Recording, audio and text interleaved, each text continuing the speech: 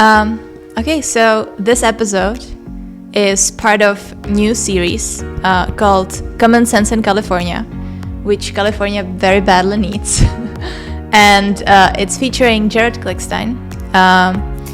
And we will be discussing the root causes of homelessness, drug addiction, and crime, which are very much interrelated problems.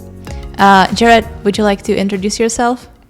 Yeah, sure. My name's Jared Klickstein. I lived in California off and on from the age of 12 to 29. And for a portion of that, for about 10 years, I was off and on homeless and addicted to drugs. Starting at about age 19, I started using heroin and got sober at the age of 29. So, about 10 years. And how old are you? I'm 34. 34. Yeah, I'm 34. So 5 years sober. Congrats. Thank you. Yeah. I've been sober for 5 years. And, listen, a big portion of my addiction, I was homeless on Skid Row in Los Angeles. I was homeless in the Tenderloin in San Francisco. I was homeless in Oakland. So I know a bit about homelessness. Yeah. Some would consider those the most extreme places in America for homelessness. And I was there. And so, I have, I'm not an expert on anything, but I have a vast amount of experience with, the mechanisms of addiction and homelessness and crime to some extent. I mean, I was a criminal.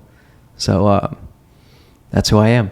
Well, I'm very excited to speak with you. The Common Sense Party wants to know the root causes of these problems and actually cares about solving them.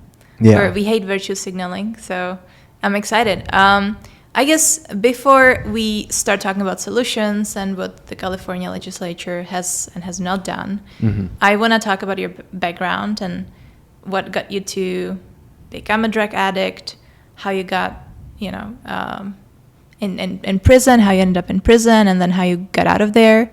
So can you tell me more about your journey? Sure, yeah. Well, first of all, I didn't go to prison. I went to jail for, an extended amount of time. What's the difference? Well, prison is when you've been, like in California, you have to be convicted of a violent crime, and you get sentenced to prison where you do your stint in prison. So prison is state prison, and jail is county? Jail is county, and there's so much, back then there wasn't enough space in prison, so a lot of people would do prison terms in county jail if it was nonviolent or under a certain amount of time or, whatever. So I just don't want to sound like I'm claiming I went to prison. But okay. But anyway, so my parents were heroin addicts. My parents were drug addicts, crackheads. And, is that why I became a drug addict? I'm not sure. It could have played a role. But, I certainly don't blame them for becoming a drug addict. But, growing up with parents that were drug addicts creates issues, emotional issues, trauma, things like this. And so I went to UC Santa Cruz after, doing okay in high school and sort of drinking a lot. I definitely had like a drinking problem. Who doesn't? No. Well, I think drinking is quite common in high schools. Yes. I definitely back then too. I mean, this was like the mid 2000s and, we were abusing alcohol. All of us, and or all my friends at least. And, so I go to UC Santa Cruz, and UC Santa Cruz is a kind of a drug-infested school, and it's a big part of the culture. And is that why I chose it? It is why I chose it. I got into better schools. I got into UC Davis. I got into UC Santa Barbara. I chose UC Santa Cruz because it had a reputation of drugs and being easy. Being easier than the other colleges. So that's why I went there. And, people were doing heroin. And can I just ask, in your childhood, what were you thinking about drugs as a child? Your parents were drug addicts, so you saw it on the daily. Yeah. Like did you understand that was wrong? Or was it just part of your life? That's what people do. Like you brush your teeth, Yeah. You just take drugs. No, I understood that it was wrong, and I didn't really know that they were doing drugs until I was about 10 years old. Obviously, their addictions escalated. It started out relatively stable, but by the time I was 10, I knew that they were doing drugs, and I knew that it was bad. And by the time I was 12, I was taken away from them, and this was in Boston. I was taken away from them and adopted by my aunt in the Bay Area in Oakland, and yes, I knew it was terrible, and I avoided drugs. I mean, I smoked marijuana and drank, but I, knew that I would never touch heroin and all these hard drugs, because heroin is what destroyed my parents. So you were consciously trying to prevent yourself from being tempted to do drugs. You knew how bad it was, and you tried really hard not to. Yeah, and I succeeded. I mean, there weren't a ton of drugs at my high school, but I knew that drugs were bad. But since you knew they were bad, why did you choose UC Santa Cruz? Well, because UC Santa Cruz didn't have like a hard drug reputation. It had a marijuana and drinking reputation. Mm-hmm. And it had a slacker reputation. And I wanted to be a slacker. What's a slacker? Someone that doesn't really try hard, and you can just kind of mosey your way through college and, be a loser. I wanted to be a loser, basically.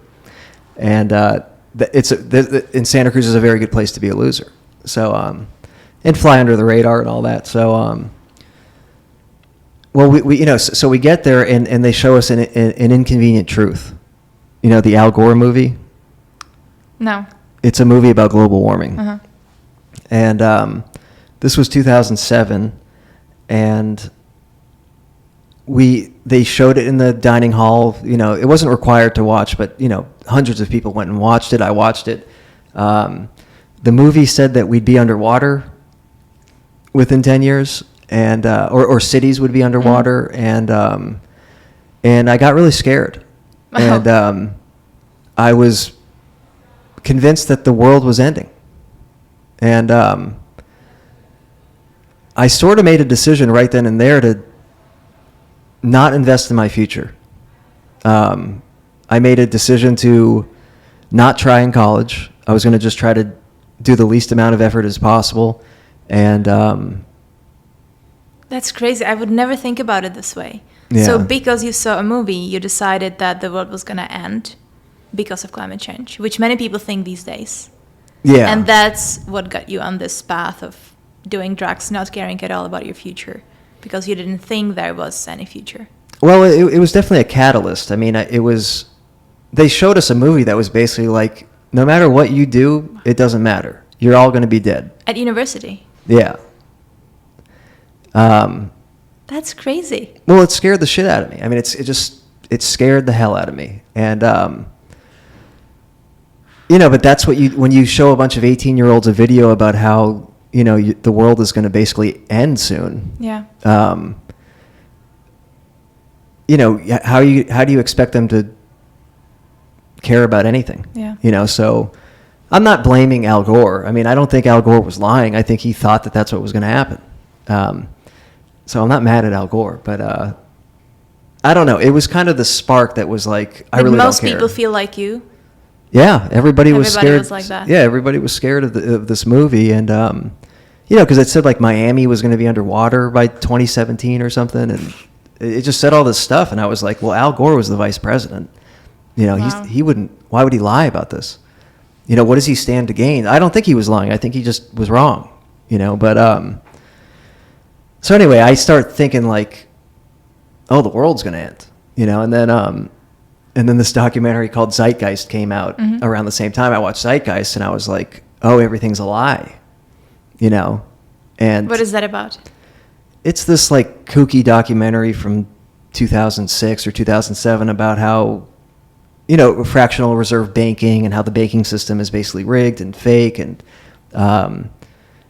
then there's parts about religion and, how the story of Jesus is sort of this recycled story from prior religions. And, I wasn't really concerned about that, but I was concerned about the fractional reserve banking. And I was like, oh, the whole system is fake, basically, and rigged against us. So that in combination with, And that's true, by the way, I worked in banking, so Yeah. I know a bit about it. Yeah. So that in combination with this Inconvenient Truth documentary, I was like, oh, I don't care about anything. I'm just going to try to get good enough grades that I don't get kicked out of college, basically. And at the same time, a lot of people are doing heroin, and why are people doing heroin? Well, there's an influx of heroin on the campus and in the towns, and it turns out there was an influx of heroin across the country. And Where was that coming from? it was coming from Mexico, and but why? Why was there such a demand? Well, there was probably a demand because of this the explosion of OxyContin. The explosion of OxyContin occurs late 90s, early 2000s, And OxyContin is a pill. Again, it's a pain reliever. It's a pain pill, yeah. And heroin is, what does heroin look like? Well, heroin on the East Coast was like a powdery substance, and on the West Coast it was a black tar substance because it was refined differently. The East Coast, it was primarily coming through the Colombian cartel, who was refining it in a more proper way and creating a tan powder, whereas the Mexican cartel was refining it differently, and it was a So sticky. you like sniff it, or how do you ingest it?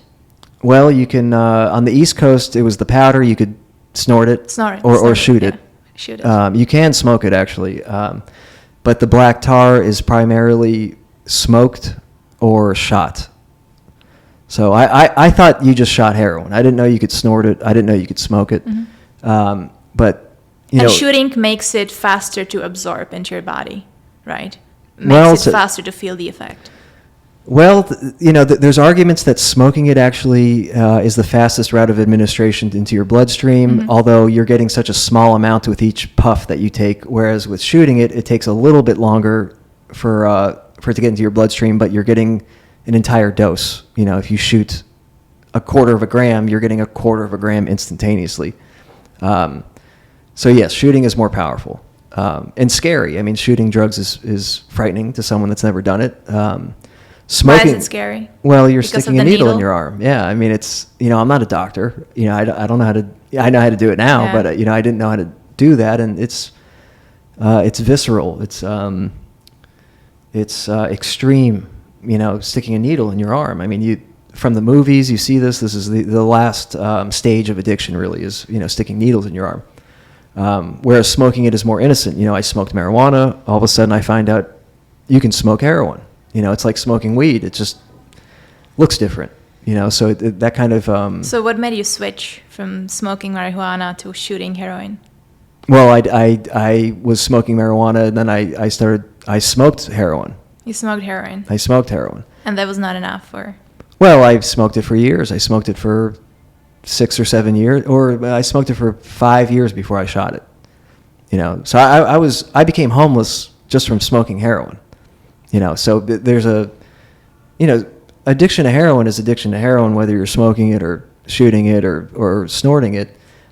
This is a sort of a myth that somehow smoking it is more innocent. Yeah. But this was obviously advertised to us by other smokers of heroin would say, hey, we're just smoking heroin. Nothing crazy going on. But, because of the demand of OxyContin and then the subsequent regulations on OxyContin and OxyContin becoming more expensive and getting harder to get, there was an influx of demand for heroin.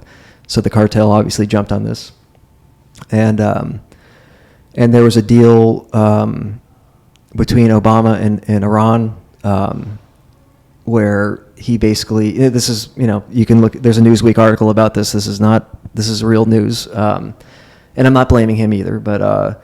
He pulled the DA off of Hezbollah in the South, doing drug trafficking, South America, and in exchange, there was some kind of deal made, and he probably didn't understand the outcome, the possible outcomes of this. But what ended up happening was it became a lot easier for Mexico. Used to grow poppies and create their own. Raw opium to create heroin, and around 2006, 2000, or around, sorry, that's wrong, 2008, 2009, the heroin on the west coast of America became a lot more powerful. They were importing raw opium straight from the Middle East. And heroin that hit the street in California around 2009 became, I don't know, 5 times more potent. It was extremely potent. So this created a wave of heroin addiction that I became a part of. And I started smoking. I actually got started with Oxycontin. You know, that's really how a lot of people start. So there's And this was when you started university? Yeah, this was probably the end of freshman year, sophomore year. I was still like, in the mind state of I'll never use heroin because my parents were heroin addicts, but Oxycontin was floating around, and Oxycontin's a pill, and Oxycontin looks like Advil, and I figured, well, if it's a pill and the pharmaceutical industry makes it, it must be safe, and I started taking those, and that's heroin. And did you start it because you felt depressed about the world? That was the moment? Yeah. Or was it just cool to do Oxycontin? Oh, well, someone offered me one at a party, Okay. and I took one, and then you wanted more? Well, it really cured every problem that I ever had, and it cured this sense of hopelessness and oncoming disaster of the world ending, and it will cure every problem. I mean, Oxycontin, heroin, all opiates will cure anything from a sprained ankle to the pain of losing your mother, or, it cures everything. Unfortunately, the consequences that it creates eventually outweigh the power that it has to cure your emotional woes. But how does it make you feel? I've actually had Oxycontin when I was in the hospital, so it feels great. It does, yeah, it feels good. How does heroin make you feel, and what are the health consequences? Well, heroin releases, I think it releases a ton of serotonin, and it creates euphoria. It creates a feeling of euphoria. So you have like lots of energy, very excited, very happy. Well, some people. I mean, some people just pass out. Wow. It puts you in. It's you nod out, and it puts you into like a dreamlike state where you're basically in heaven, and you're not worried about anything, and you don't care about food or sex or not paying your rent. I mean, you don't care about anything. So what are you thinking about? Well, you're just kind of sitting there and you're feeling really good, and you're thinking about nothing. It's really the absence of identity. I mean, it's heroin. Alcohol enhances experiences. Heroin sort of removes you from the experience of life in general. I mean, it deletes you for 6 hours. You are deleted, and that feels good, because when life is hard and life hurts, getting deleted is nice. So you're not really thinking about anything.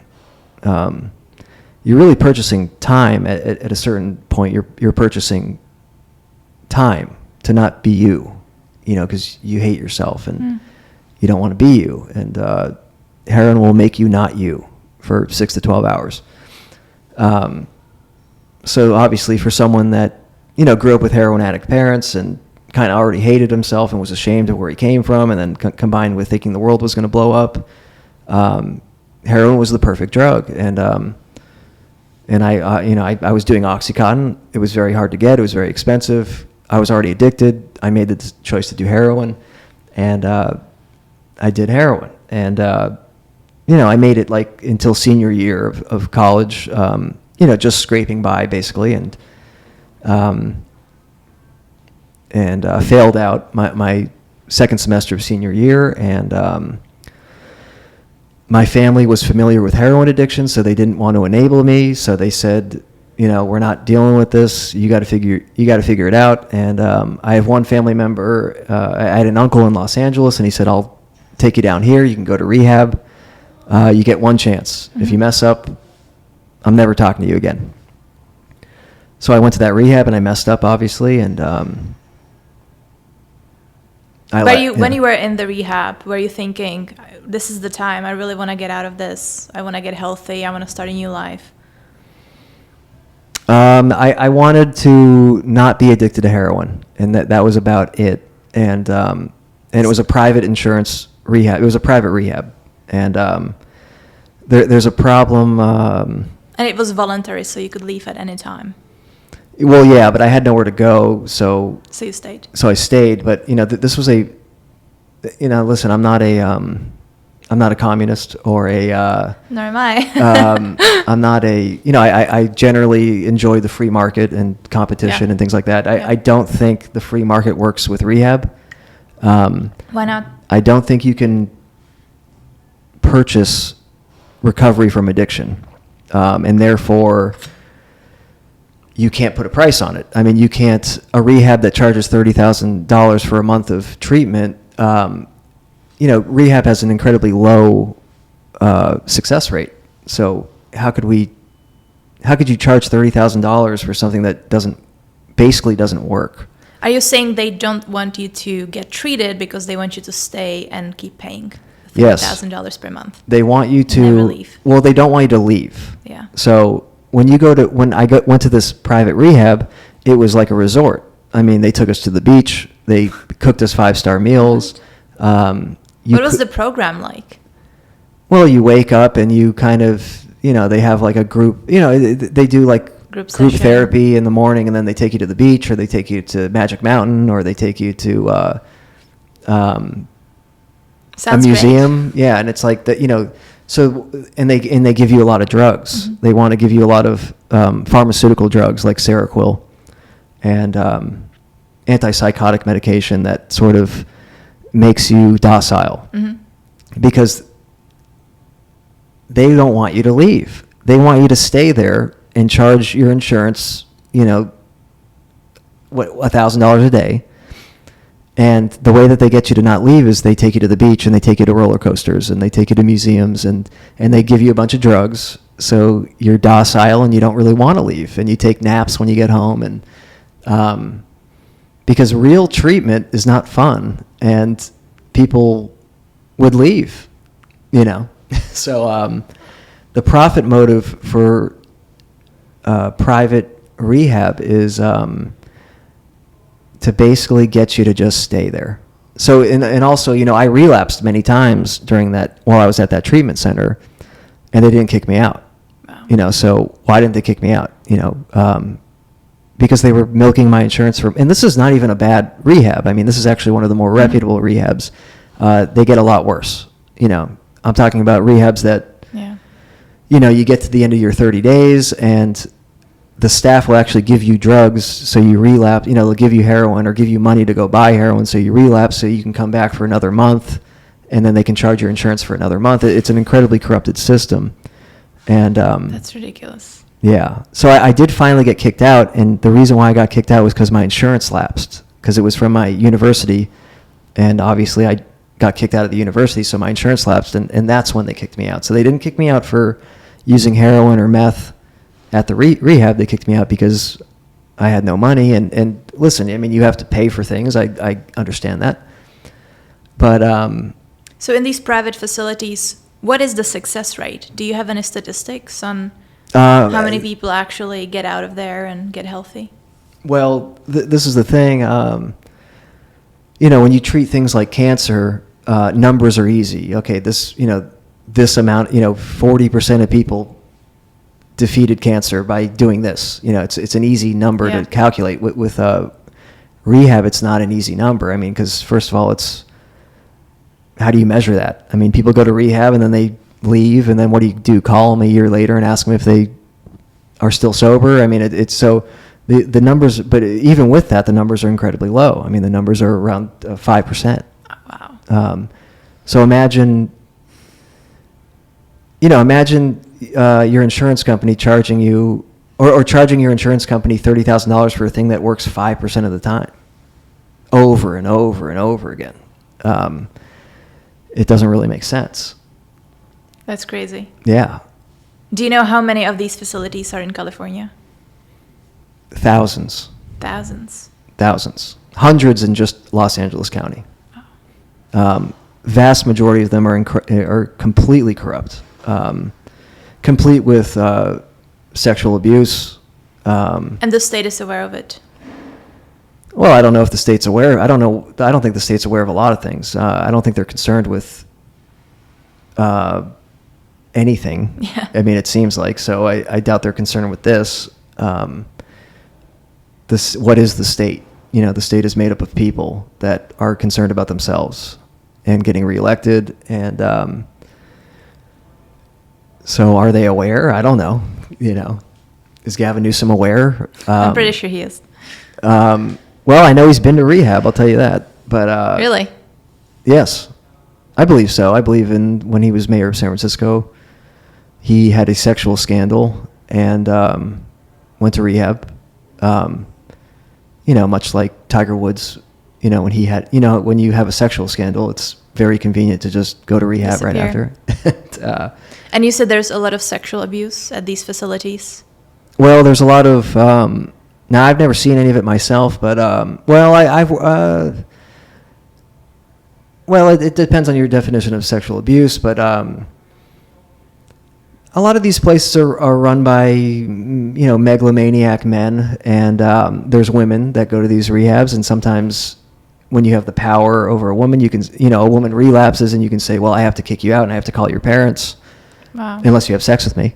You know, there's situations like that, of course, and then there's other, you know, there's been other lawsuits in Los Angeles against rehabs that drug women unconscious. You know, this is, yeah, of course, but you know, there's drug abuse. I mean, there's sexual abuse in probably every industry. I'm not, you know, but this is, you know, with treatment, there's more of a human trafficking element to it, almost, where it's you're warehousing humans and charging an insurance company $30,000 a month. So whenever you're warehousing humans that are not stable because of addiction, obviously there's going to be probably more sexual abuse, you know. So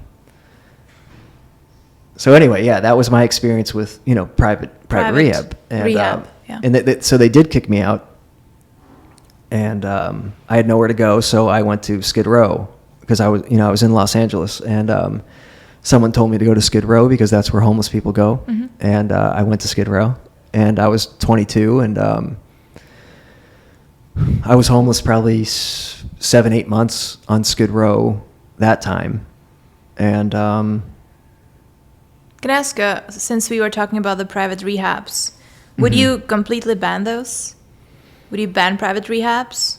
No, I think people should have the option, you know, if they want, you know, How many state rehabs are there in California?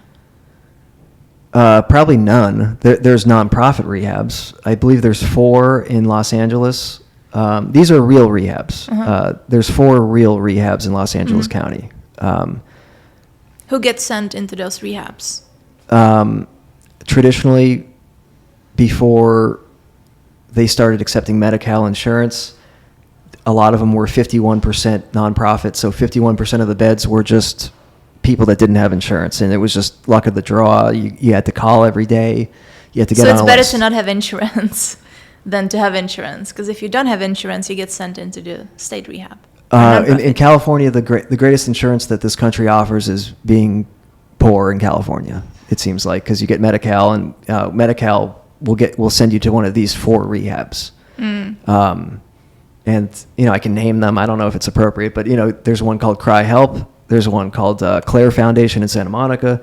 There's one called Impact in Pasadena, and there's one called Tarzana Treatment Center in Tarzana, California. These are 4 that I know of Mm-hmm. that have higher success rates, and they're not just trying to make a profit. I mean, technically, they don't make a profit. They're nonprofit, and those are good rehabs. And I think that I don't want to ban private rehabs. I mean, people, you know, it's like if we had universal health care, would you ban private insurance? Yeah. You know, it's like I think people deserve to have the option Yeah. of this kind of thing. But, you know, I'm dealing with it right now. I have a friend that has private insurance, and his parents are therapists, and they're very trustworthy of doctors. They're very trustworthy of quote-unquote experts. And they're just getting screwed. I mean, this guy is just in and out of private rehab, getting milked for thousands of dollars and just getting drugged. And, you know, finally, you know, he went to 3.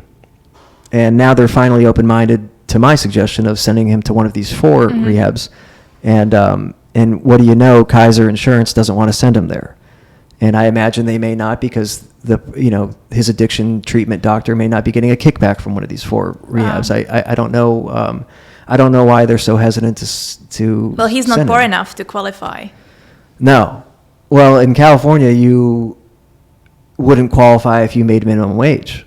California, you get everything when you're homeless and poor and whatever. And then if you make $12 an hour, you don't get anything.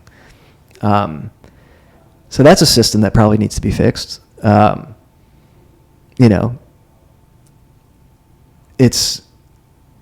this ties into homelessness because, I've worked with people that had to quit their job just to keep Medi-Cal, their insurance. And, but it ties in with homelessness because when you're homeless in California, you get good health insurance, you get food stamps, you get general relief, there's a lot of things that you get that you kind of don't get once you start making, I don't know, $30,000 a year or whatever, which is not a lot of money in California. So there's an incentive for people to not work and get all these benefits than work a minimum wage job and get nothing. Of course. I have family members that get Section 8 housing that haven't worked a day in their life. What? And they can't, because if the second they start working, they lose their everything. $2,800 a month Section 8 voucher. So I have family members that are trapped in government-induced poverty, I guess I would call it. I'm not saying I'm against all forms of help or Section 8 or anything, but there has to be some kind of system where people are incentivized to not stay in that situation. And maybe that means let them go get a job and don't take away their Section 8 for 5 years. I don't know what that means, but in general, and this is kind of there's a dichotomy between, liberals and conservatives and liberals, modern day liberals, progressives, tend to not take into account the drive for human incentive. They sort of ignore that. And, I don't know, like progressives kind of have this concept of government where they imagine they're in charge. They want to pass legislation with the mindset of a good person is going to be in charge of this and not completely screw it up. And maybe because they're good people and they think, well, I'm good, so this is what I would do. And whereas conservatives feel that like the worst person imaginable could be in charge of these programs, and there's nothing really in between. I think both are incorrect. Yes. So you need common sense. Sure, yeah. But who has common sense? Not the people in charge. Well, you seem to have common sense. You should run for office. Well, sure, I'd love to, but who's going to vote for a felon crackhead? Ex-crackhead. Our members would. Well, I don't. Marion Barry won election, and he was a crackhead, and he wasn't even a terrible guy. There's no one else that understands the problem better than you. Well, thank you. Sober for 5 years, and we need people who actually have first-hand experience with those problems, not people that went to Harvard, have never shook a hand with a homeless person. Yeah. Are now trying to solve homelessness. That's not how we should go about things. Well, thank you. And listen, I do agree. I think one of the biggest failures of this country is this trust in education and the expert class. The education of being homeless on Skid Row for 6 months is not equivalent. You couldn't go to school for 1,000 years and get an understanding of homelessness better than being homeless. So what is it like? What is it like living on Skid Row in LA? What does life look like? Well, I lived there in 2011 to 2012, and then I lived there again from 2015 to 2016. Both times were very different. But in 2011, it's very violent. I'm not a violent person. I'm also not a very intimidating person. I'm not a big person. I'm not, I can't just beat everybody up. I'm not that kind of, I'm not, some people can and they do better on Skid Row. So obviously I had to use my brain. I had to be charming and kind of utilize other skills. So I utilized. Does your charm work on drugged up people though? Well, a little bit, and this is this is where I found worth on Skid Row. And in 2011, I'm white, not a lot of white people on Skid Row. This is a benefit, I can do things that I fell in with Mexicans, Hispanics, that had face tattoos and didn't look, they couldn't blend in, and I served a purpose to them because I could do things that they couldn't do, such as steal. I can go into a store and steal anything. They couldn't. So that was my worth. And that's why, we became friends and we worked together, and I would, do certain things like provide socks and other things that could be stolen. And we also did other things where. Did you say socks? Socks, food, all kinds of things. And then they provided sort of protection and introduced me to Skid Row and taught me how to be homeless. So I quickly realized that my worth on Skid Row wasn't going to be my physical prowess, or my intimidation. Mm-hmm. It was going to be my ability to sort of blend in as like a college white kid and be able to, I could distract people while they came up and robbed them. Like I'd ask some people downtown for the time, or start asking them, and then my gangster-looking friends would come and rob both of us. But I was in on it. We'd do things like this, and also I'm a nice guy, and I know how to conduct myself, and I didn't cause problems, and So even when you were like doing heroin, mm-hmm. you were still like, you felt like you could function in a daily life? Well, I guess not really. I mean, I could function in a homeless life. I also was using methamphetamine, which is pretty much the opposite of functional. I mean, it was. What is that? Methamphetamine is it's an upper. It's makes you stay up for 3 days and think you're talking to God and think you're. It makes you go insane. But why would you go to methamphetamine from heroin?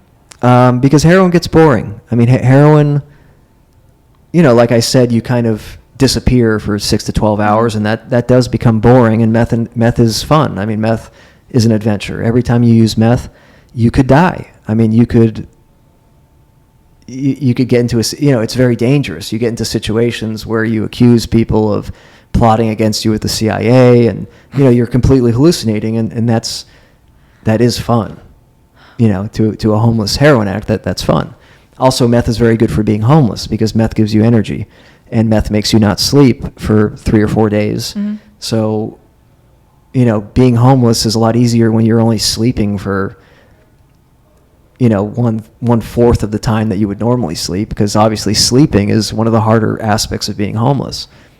So it's very because people popular. could rob you, they could kill you. Yeah, you don't want to fall asleep on Skid Row. I mean, falling asleep on Skid Row is not the safest thing. I mean, you're asleep in the most dangerous neighborhood in America.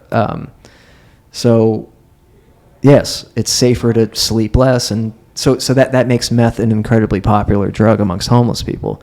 And unfortunately, meth makes you go insane.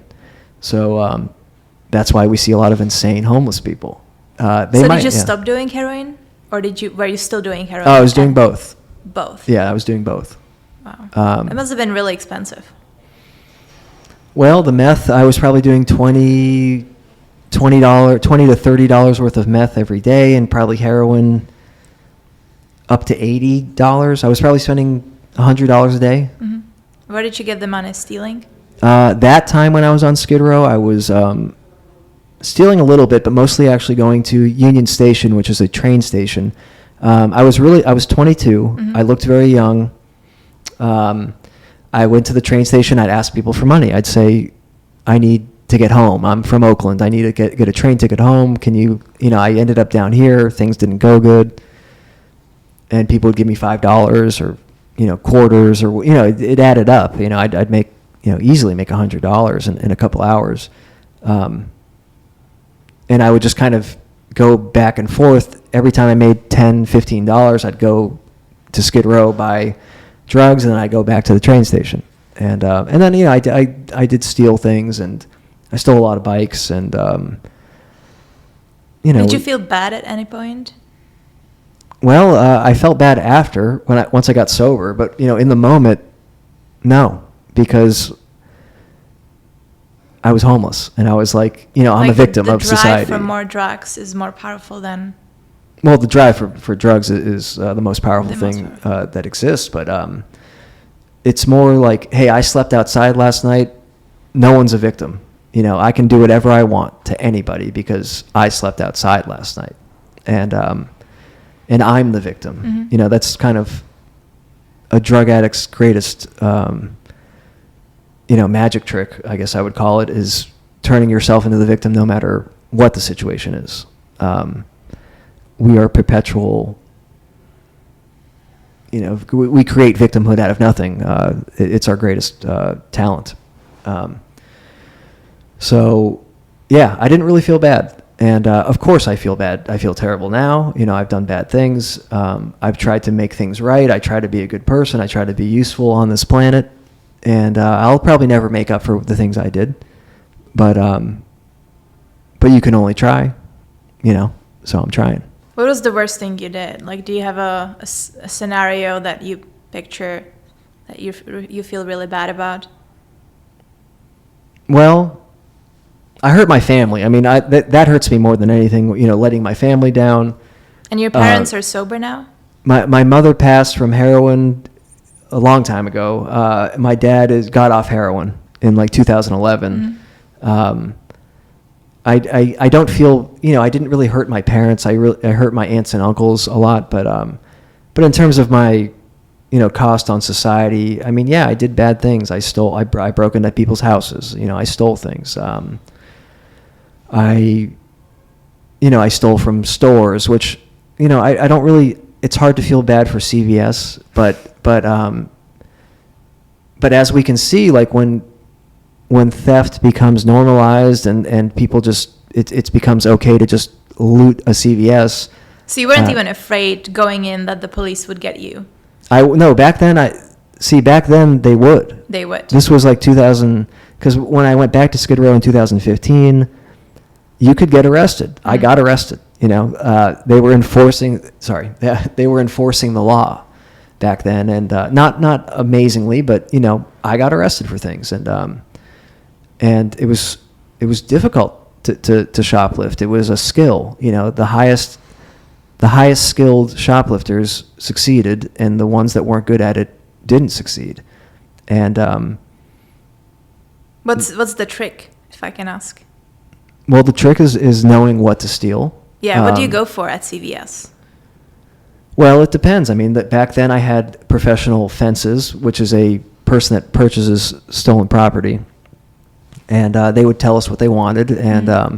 You know, everyone wanted razors, you know, shaving razors, and obviously CVS and other drugstores locked these razors up. Mm. So, you know, people that weren't very successful at shoplifting would steal a few bottles of shampoo and sell them for $1 each, and you know, make $5. And I can't make $5. I need hundreds of dollars. So, you know, I developed a system with one of my fences where I got him to agree to buy makeup. And makeup was kind of an untouched market back then. And I had a friend who was a known shoplifter, mm-hmm. and we had a plan where he would walk into the store first and immediately go to the razors, mm-hmm. and all the staff would follow him to the razors, and he would make a scene, and then I'd come in like a minute later and just steal all the makeup. And you could still, you know, the eyeliner stuff, I was selling them to my fence for like $2 each. I mean, I was making $300 or $400 a day. Wow. How did you find this fence, whatever it's called? Well, they on 5th and back then it was 6th and Los Angeles, 5th and Los Angeles. Los Angeles is a street in Los Angeles, mm-hmm. and they're just there. They're just standing there trying to buy stuff, and they compete to buy your stolen merchandise, and that's what that's kind of the free market of stolen merchandise, and but then you develop a relationship usually with one of them, and I don't know, his name was Nessa. I found him. He was nice to me. Was he also a drug addict? No, he was a guy that didn't do drugs. I mean, he was illegal. He was not a citizen. Right. He had been to prison, or he had been deported for counterfeit money. He was deported for that, for being involved in the production of it or something, and then he just came. It's not hard to come back, so he came back, and he wasn't a terrible person, but he was contributing to theft. Well, if you're an illegal immigrant, what else can you do? It's very difficult to get around. I guess. I mean, you could.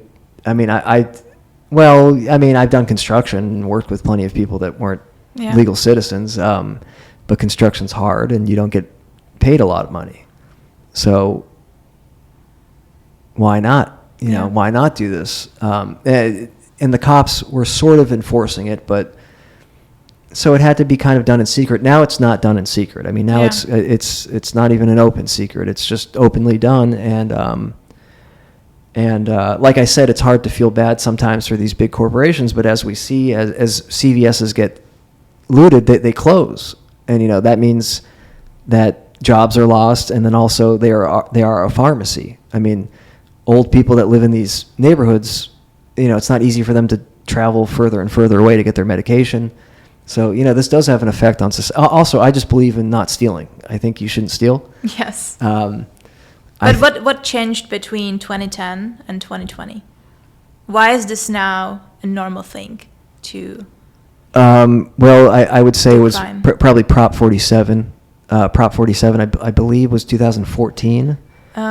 Yes, I actually researched it last night. So Prop 47 is a ballot initiative that was voter approved in 2014, which makes non-serious drug and property crimes like shoplifting, illegal drug use, misdemeanors instead of felonies, which means you don't go to jail for that.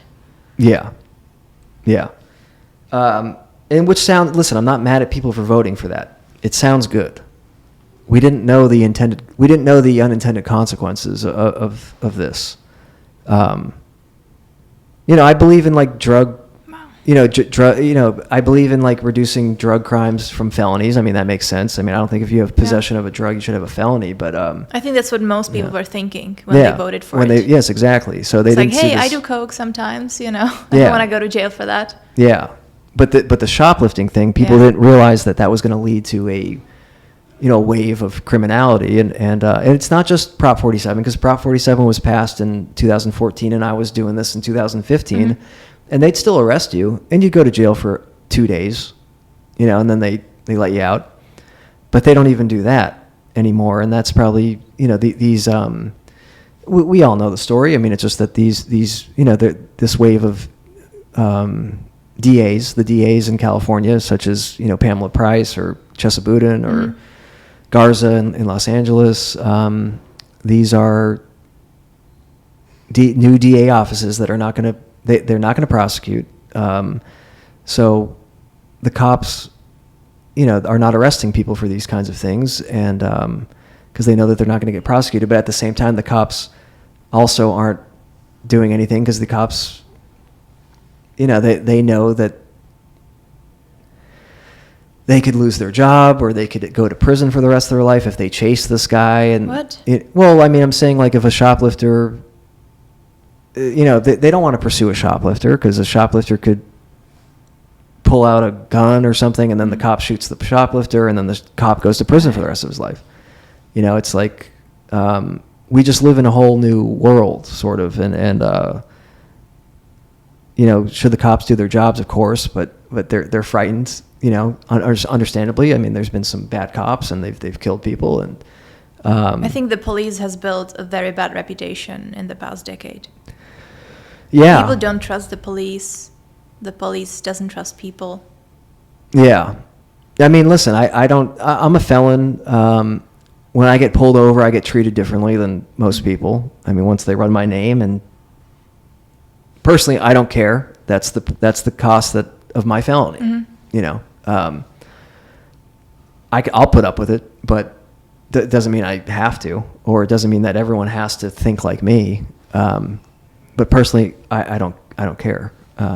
But yeah, so, you know, cops, there's a spotlight on every single cop interaction in America until the end of time at this point. So they don't want to pursue anything unless it's extremely serious. And even in those cases, like in the cases of Oakland, you know, people are murdering people, and, you know, charges are getting dropped, or people are getting 3 to 5 years for murder. I mean, it's just. But why is it? Why are the DAs so lenient?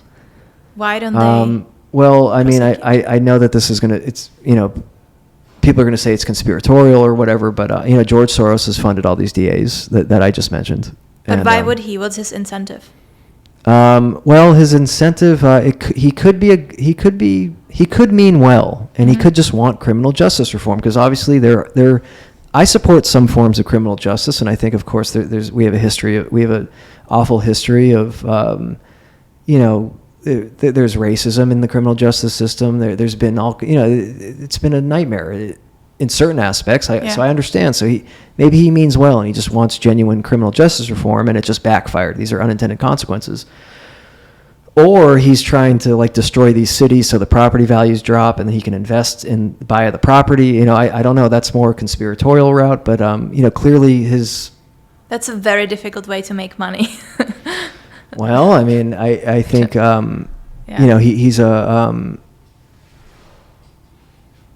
Well, I don't know. I don't know what he did. You know, listen, when the Soviet Union collapsed, he poured a lot of money into the bloc countries. You know, Czech Republic, Poland.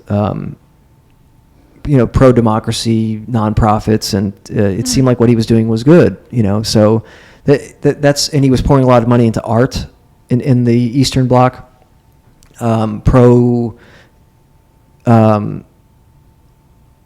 Pro-surrealist art, because, you know, the Soviets were very anti-surrealist. They were into realism. So he thought that through art we could inspire movements of democracy and pro-West democracy, and which I don't think is bad. You know, that's what makes me think, you know, maybe he's not nefarious. Maybe he just messed up, and these are unintended consequences of his movement, and it's backfiring. I mean, Chesabudin got recalled. I don't know how you pronounce it. And, you know, Pamela Price in Oakland, there's a growing movement to recall her. I think that era could be over. I don't think people are going to vote for these kind of DAs anymore, because it's destroying Oakland. I mean, Oakland is probably the most extreme case in the entire country of this, like, backwards DA, you know, far too lenient DA stuff. Pamela Price is, you know, not prosecuting criminals. So I've heard. Yeah. So when I read this article about Prop 47, it says thieves would bring in calculators to CVS or wherever to calculate that the value of the items stolen does not exceed $950. Which is the limit to qualify as misdemeanor and not crime. Yeah. That's crazy. Yeah. No, I've never seen anyone do that, but I believe it happens. I never thought about it. You know, I just kind of assumed what I was taking. So if you're a crime, or if you do misdemeanor, do you go to a county jail then? Yeah. You just go to county. Went to county jail. You go to county, they hold you, they probably, they release you on your own recognizance, usually, which just means it got dropped. They just drop it. If they do charge you, they'll give you a court date. They might put you on probation. You know, but now it would be impossible to get arrested for shoplifting in California. It would just be impossible. I don't know. I did get arrested for it, but that was back in the days. Yeah, but they just release you. But still, I mean, getting arrested and going to jail for 2 days is not fun. It's a consequence, you know. So what would be your course of action to fix this? replace DAs? Well, yeah, of course. I mean, people have to vote. Yeah. People have to recall these DAs and get them out of there. Hopefully, send them to prison. I would love to see that. Yeah. Just for the danger that they've that they've imposed on society. That'll never happen. You know, they'll never face any consequences. In fact, they'll probably get jobs at, you know, universities or some, you know, Lobbying firms. Yeah, they'll be fine. In DC. But you know, the least we can do is just get them out. I'd repeal Prop 47, and just decriminalize drug use, you know, or drug charges. You know, maybe come up with a new prop that just pertains to drug use. Because I don't think it's illegal. I don't think it should be illegal to use drugs. I think it should be illegal to use drugs on the subway. Mm-hmm. I think it should be illegal to use drugs on a playground. I think it should be illegal to be high, you know, be irresponsibly high in public. Mm-hmm. But I don't think using drugs should be illegal. So why would Yeah. you? So you said you would decriminalize it, not legalize it. Why would you not legalize it? Like alcohol, Well, for example. yeah. Right? Like you can't drink alcohol publicly. Yeah. You can drink it privately. It's legal. Well, listen, that's a big conversation, and there are arguments to fully legalize all drugs. I don't know where I sit on that yet. I've done, you know, I was very against it. I was very against that. But recently, I've had a lot of friends die from fentanyl, and it's made me rethink some things. And I don't know. I can't really give you a concrete answer on it yet. Yeah. Because part of me does think, you know, I want my friends to stop dying, and you know, would like a legal supply of drugs prevent that? I don't know. You know, I don't know. Tough question. Yeah. You mentioned fentanyl, which is a pretty new drug, right? It only surfaced in the U.S. like a few years ago.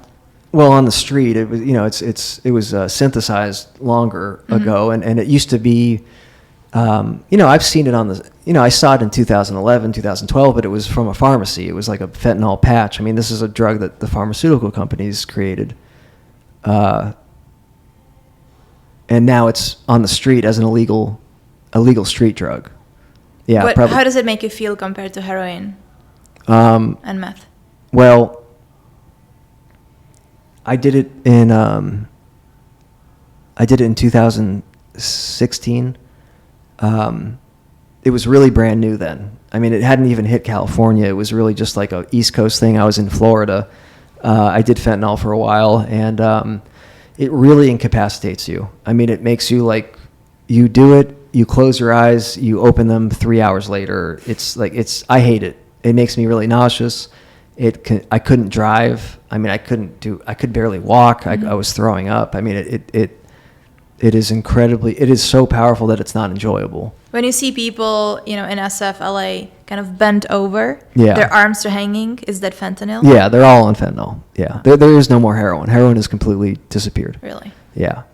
Heroin requires raw poppy plant material. It requires plants that grow in Afghanistan, and to some extent, you know, Mexico was growing them, but mostly the Middle East. And fentanyl makes that unnecessary. Fentanyl is fully synthetic, can be made in a lab with basic, you know, components that don't require plantations of poppy fields. Ironically, right when fentanyl came on the scene, really, we pulled out of Afghanistan.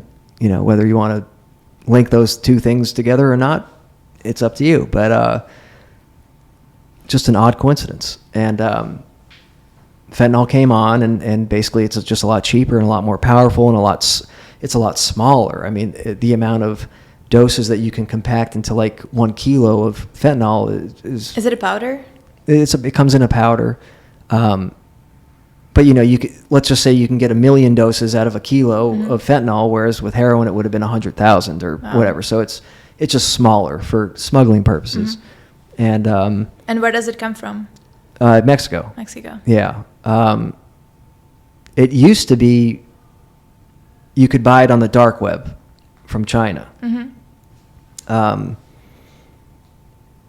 I don't think you could buy kilos of it, but you could buy, doses of it or whatever. And it seems like the cartel has linked up with China in terms of education. Maybe they were taught how to synthesize fentanyl, or maybe they hired chemists from China and brought them to Mexico. But it seems to be being manufactured in Mexico and smuggled, via the cartel or the CIA or whoever. I don't know who's smuggling it in, but I'm sure both of them. What health issues did you have on these drugs? Because you mentioned that heroin is kind of not that bad when it comes to your health, right? Yeah, heroin is one of the most. It's actually one of the healthiest drugs in terms of it's just heroin. The chemical, diacetylmorphine, is not bad for you. It's really the addiction to heroin that is terrible for you, and also injecting it and not. Injecting it will create abscesses that can get infected and all that. But the substance is not. It's not dangerous, but at the same time, it's incredibly addictive, which makes it the most dangerous. I mean, technically, it is the most dangerous drug because of that, and the health consequences are, it's expensive, and you won't pay rent. You'll just be homeless, and maybe you'll get an infection on the street. It's like there's secondary consequences. Meth, on the other hand, is very bad for you. I mean, it can create permanent mental illness. It is neurotoxic. It is bad for your brain. Fortunately, I don't think it did a lot of damage to me. I smoked a lot of crack. Cocaine is also not good for you. But some people are not as lucky, and people, have permanent psychosis or permanent brain damage. It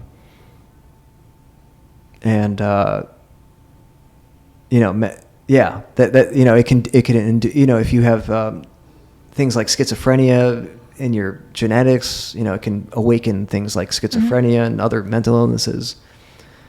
But most of my health consequences were from my behavior on drugs, not the drugs themselves. Can I ask what happened to you? What's the worst thing that happened to you? Well, I've had a few pretty bad things. I've used to mix heroin and cocaine and meth at the same time, and I ended up blacking out. I would start, just going unconscious all the time and kind of waking up in certain situations. And, one time I woke up and I was missing my toe. So I lost a toe. Do you know how that happened? Well, I did it myself, apparently. I don't remember doing it. You cut off your toe? Well, I removed the bone from my toe. What? And I actually didn't wake up missing my toe. I woke up missing the bone in my toe, and I had to go to the hospital, and they had to cut my toe off. And I don't know how I did that. I did it, I'm pretty sure. I mean, there was no one else around. So I'm the main suspect for that. And but you have met me. Do I seem like the kind of person that would remove a bone from their toe? So I'm a relatively sane human being, but that's how bad these drugs are. I mean, that's how bad methamphetamine is. Just a terrible drug that will turn a normal, good person into someone that will remove the bone from their toe. I have a scar on my face. I was getting high. I don't know what happened. I blacked out. I must have I got into a fight with somebody. Someone might have sliced me with a blade.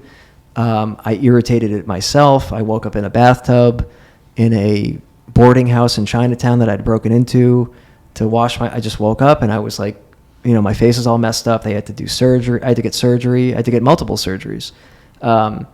And listen, I'm really grateful that I got those surgeries. And of course, the state of California paid for them.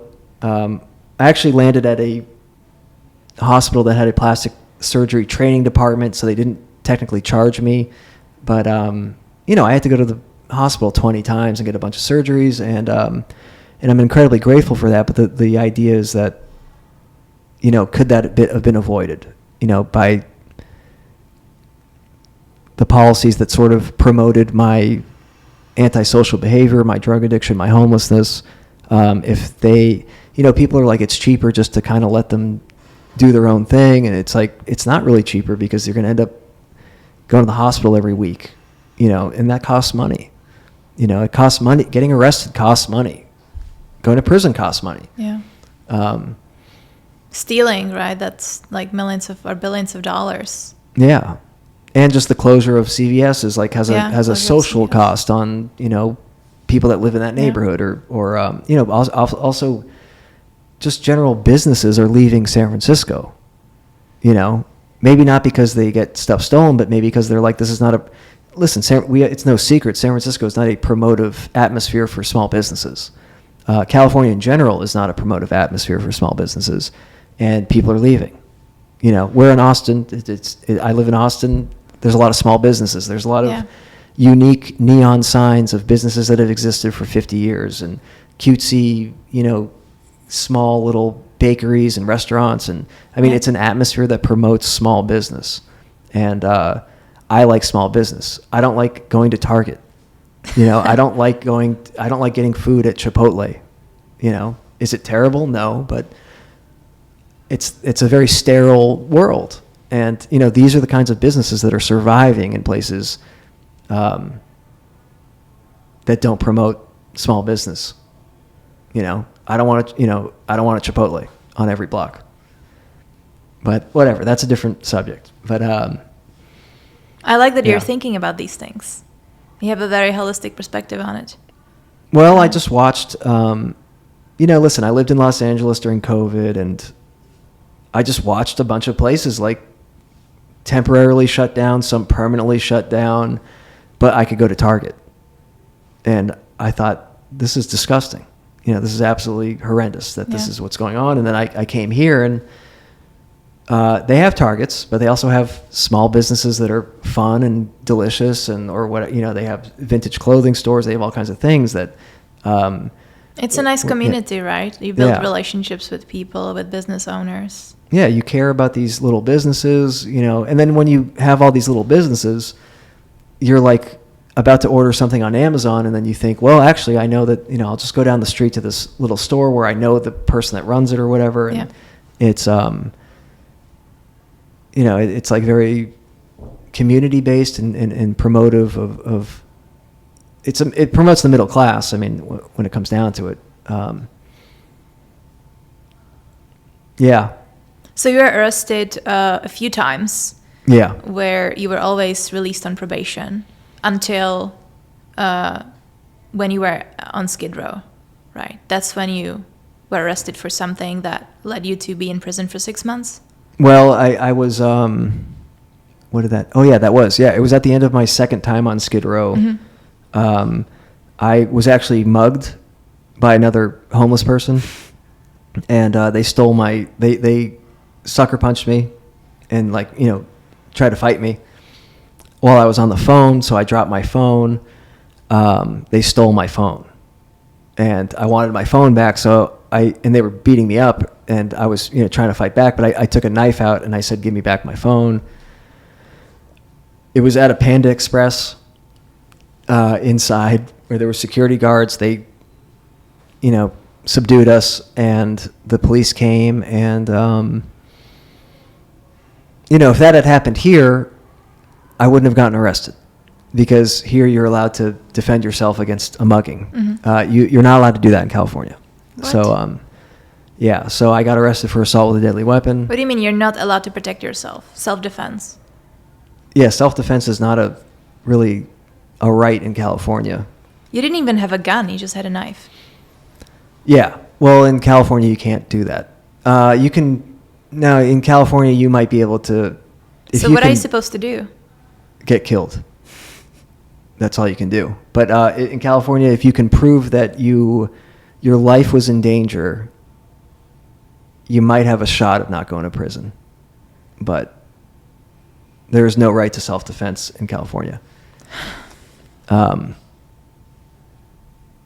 So and I didn't stab anybody. I just took out a knife and asked for my stuff back. Yeah. And the cops came, and I went to jail. And what was the crime they charged you with? Assault with a deadly weapon. I didn't assault anybody. I, went to court, and, they were requesting the video footage from Panda Express, and Panda Express was like, we have shit to do, so we're not going to send you a video of two crackheads fighting over a cell phone. So whatever, it kind of dragged on, and then I told my public defender, I said, hey, listen, I've been on probation. I want to get out of here. I want to go to Florida where my dad is sober and he can get me into a sober living. Can I do a deal where you just, try to present this to the DA or whatever, where just drop my charges, give me 6 months on a violation of, county lit or whatever, give me on my probation.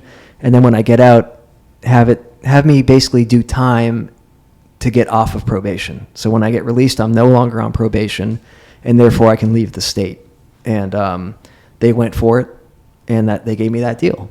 So I did 6 months. In state prison? No, in county jail. County jail. Yeah, which is worse than prison. Really? Yeah. How does it differ in terms of your experience? In prison, there's a little bit more room. You can get to go outside. There's better food. Commissary food is cheaper. It's less cramped. County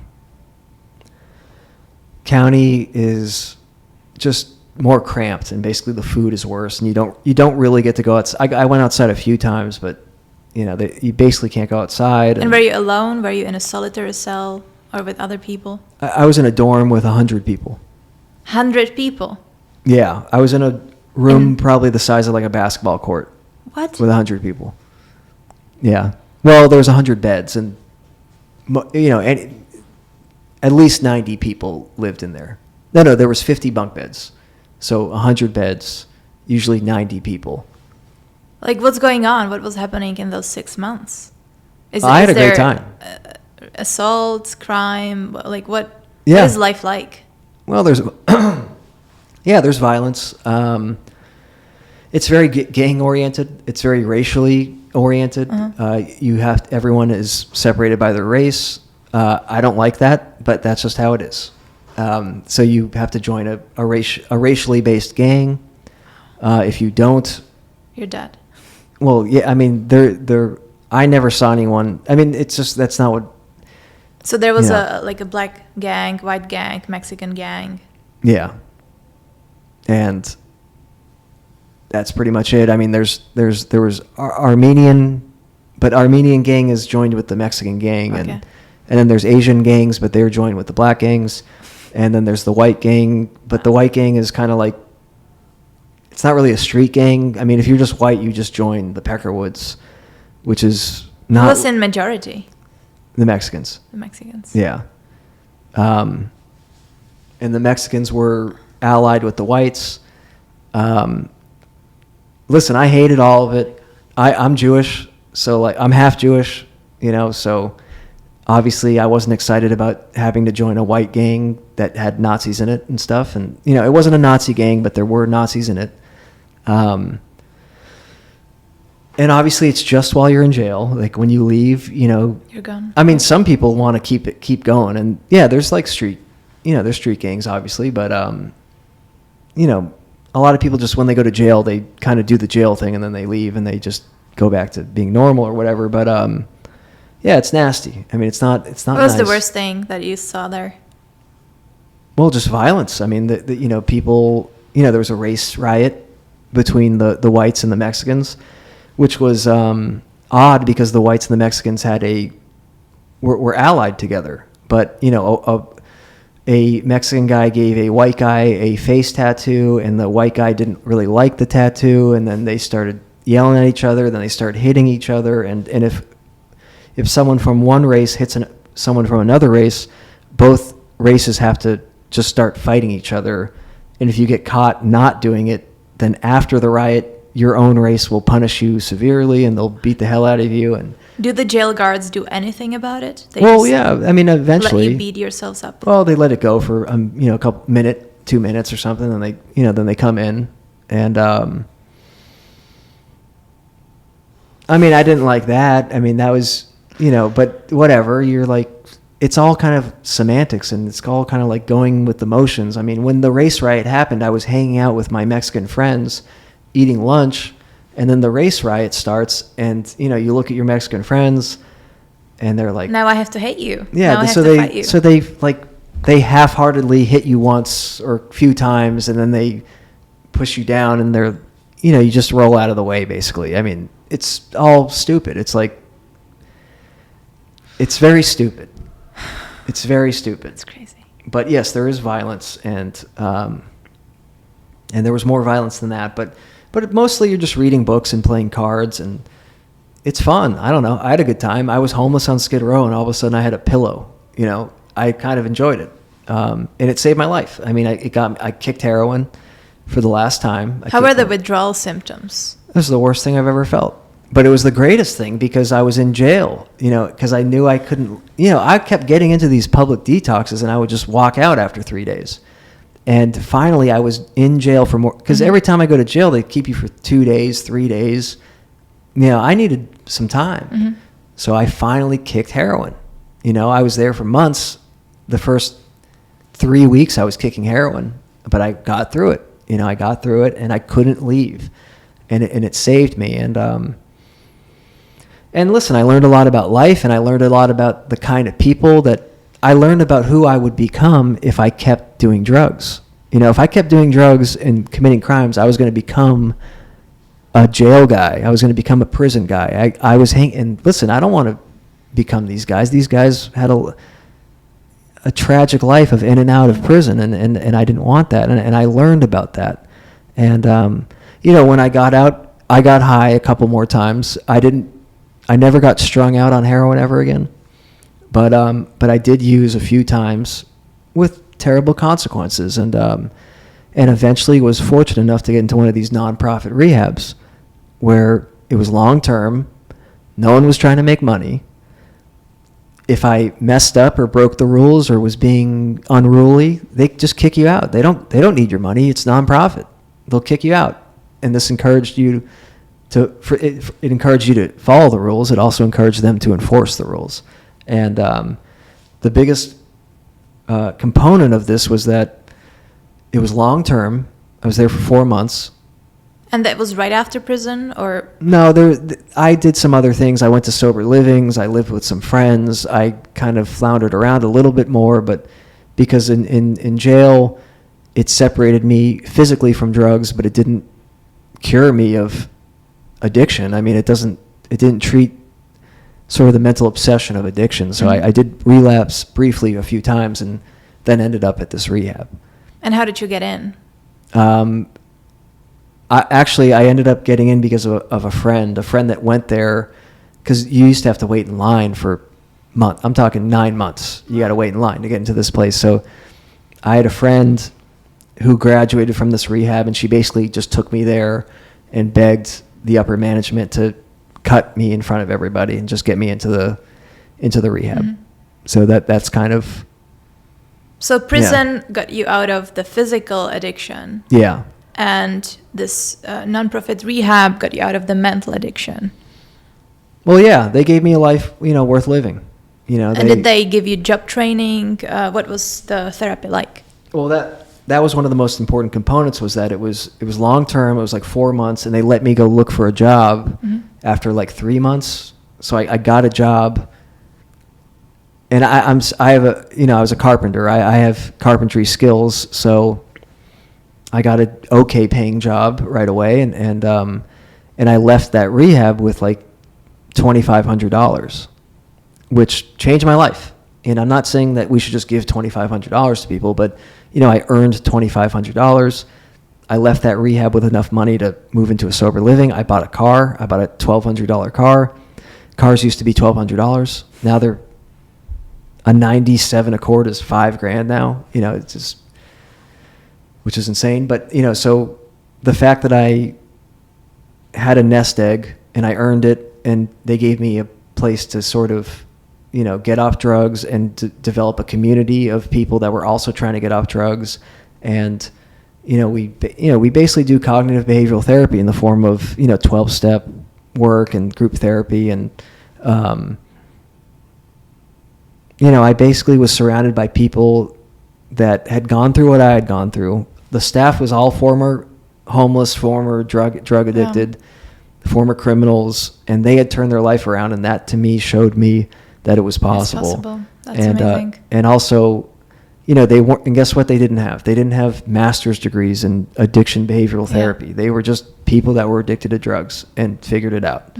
So that was kind of like the whole foundation of this place, was the fact that it was run by people that had gone through what I had gone through. And they proved to me, I know they weren't lying. They told me stories, and I concluded these people are being honest.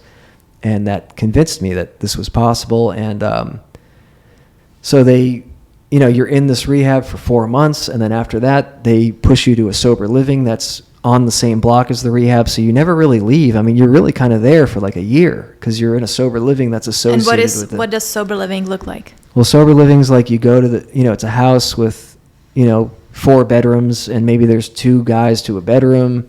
So, you don't get your own room, but it's pretty cheap, $500, $600 a month. And, Wow. And basically there's a manager, and he or she, oversee you and make sure that you're not using drugs. Mm-hmm. And it's a support system. I mean, it's very hard to live alone when you're newly sober.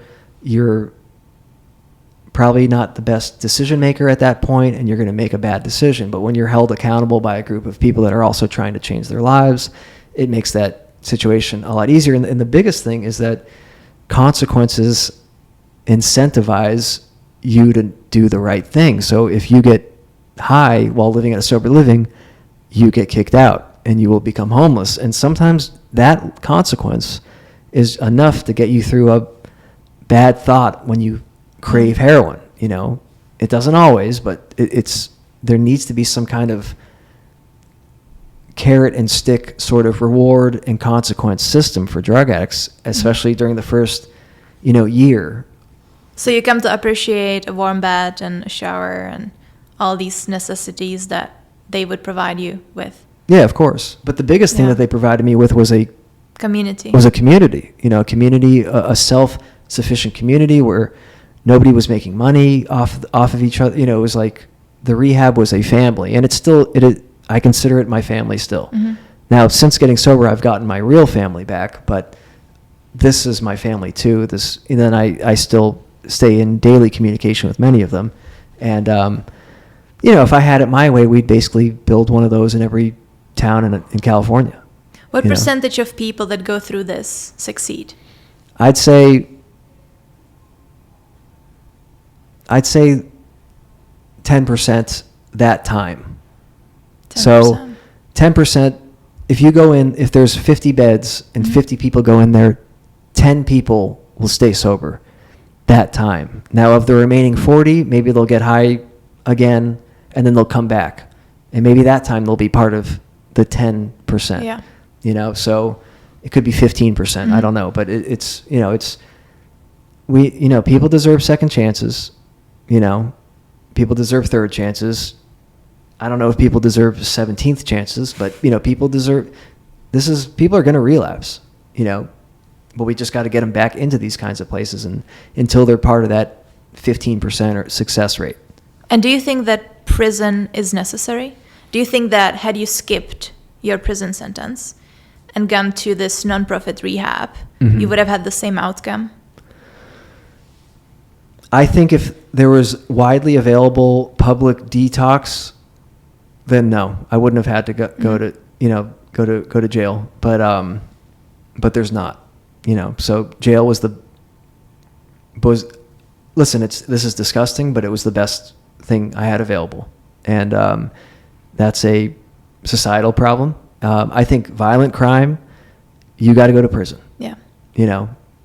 Sorry, I believe in prison. If you're a violent nuisance on society, you got to go to prison. Prison. I didn't go to. Like I said, I went to jail. But when I went there, now listen, I loved it. I had a great time. I grew up in there. I became I just kind of. Life was no longer a joke. I greatly benefited from it. I don't think most people do.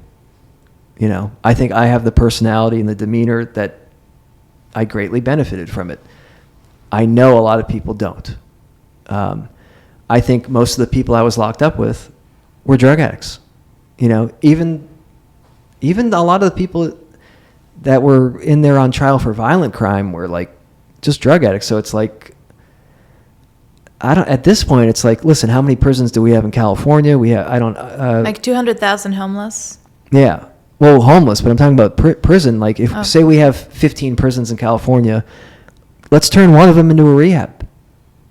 Most of the people in there are committing things that stem from addiction. So, but in a way, you would still have to sort of lock them up and make sure that they stay there. Well, if you commit crimes because of your addiction, you might have to get mandated to a long-term drug treatment facility. I mean, yes, we mandate people to prison for committing crimes. I don't, if you're committing crimes based on addiction, I don't really see a problem with mandating you to drug treatment. To do long-term treatment. If you're severely mentally ill and, basically dying in public and destroying whatever, I think you should, yes, there has to be a conversation about at what point do we sort of mandate people to psychiatric care? Yeah. Well, this used to be the case back in the 70s. Yeah. But since then, it's been sort of loosening up. Well, yeah. No, it was, and listen, there was good reason. There was reasons for why they let up. I mean, people, you don't want to get one flew over the cuckoo's nest, nested and wind up in a mental institution. But, and were they inhumane? I'm sure some of them were. I'm sure, they were giving people lobotomies and, obviously I don't support that. And listen, one of the biggest issues with my whole thing with mandating people to treatment and mandating people to psychiatric care is, I generally don't trust the state. I mean, the state is not good at it's really can't do anything correctly as of late. It seems like they fail at everything. Yeah. So that's the problem, and that's the problem I run into. So my whole thing would be like, if we're going to mandate people to treatment, or even just have public treatment that's not mandated, just public detox, public treatment, it has to be run by people that are former drug addicts or former homeless. Will they be corrupt? Yes. Everyone. There will be corruption. There will be some amount of corruption no matter where you go. Will it be less? I think so. Yeah, I think so. Because there's not the profit incentive.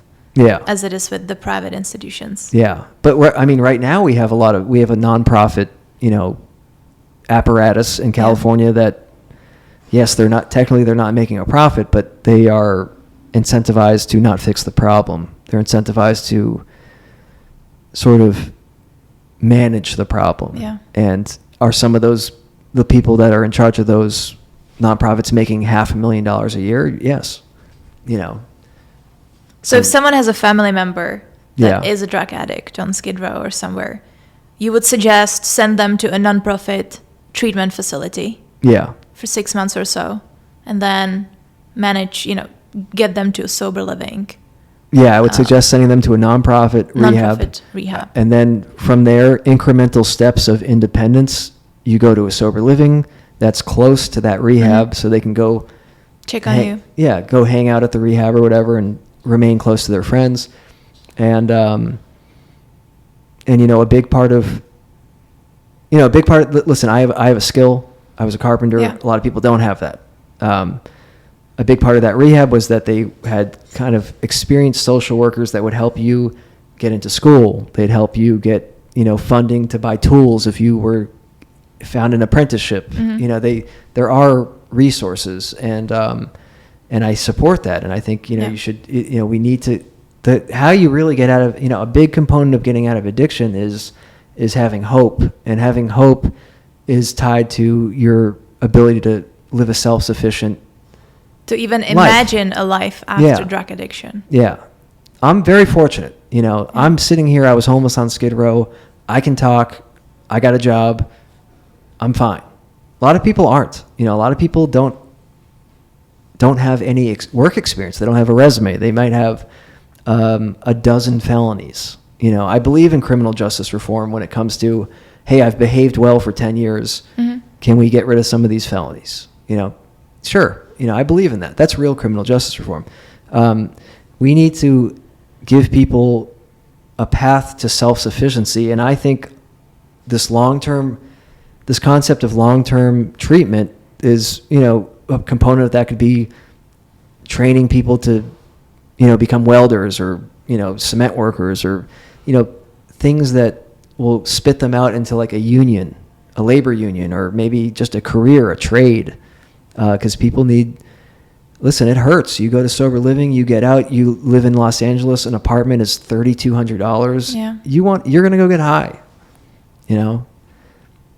So how did you get to? You said you were a carpenter. Yeah. And now you work in Hollywood in audio. I work in visual effects. Yeah. How did you get there? Through the rehab. I was a carpenter. The rehab was nonprofit. Because the rehab was nonprofit, the way that we raised money was that the rehab owned a bingo hall. Mm-hmm. And I would go volunteer at the bingo hall. I met a gentleman at that bingo hall who would bring his mother to play bingo. We stayed in contact. It turned out that he was the president of a large visual effects company. So I worked carpentry for the first 3 years that I was sober. And on my third year, he gave me a chance at an introductory job at his visual effects company. Mm-hmm. And I got lucky. I got blessed. I mean,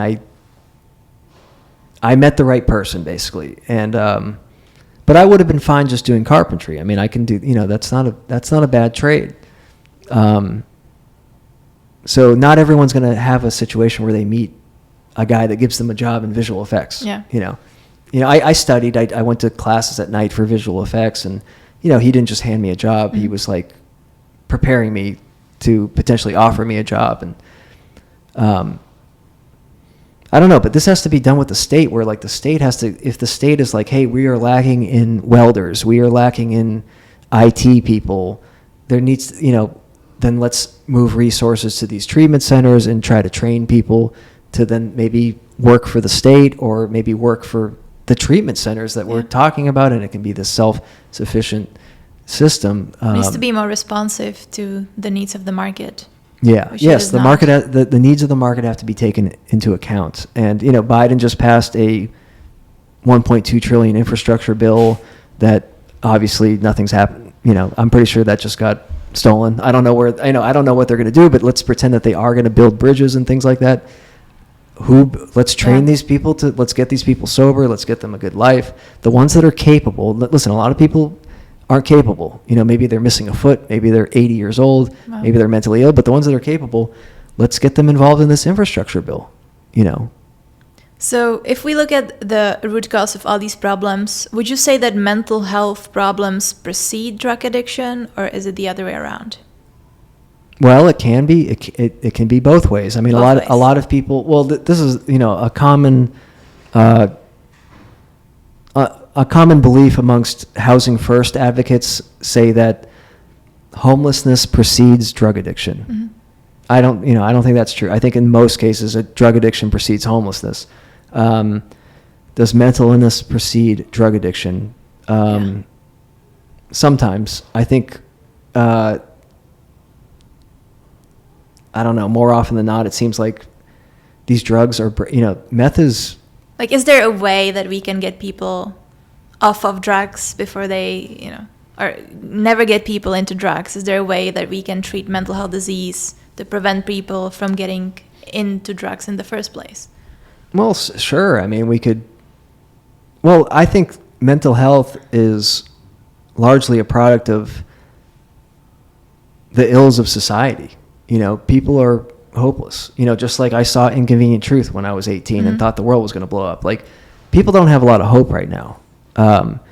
If you're 18 right now in Los Angeles, where a house in the worst neighborhood costs $1 million, I mean,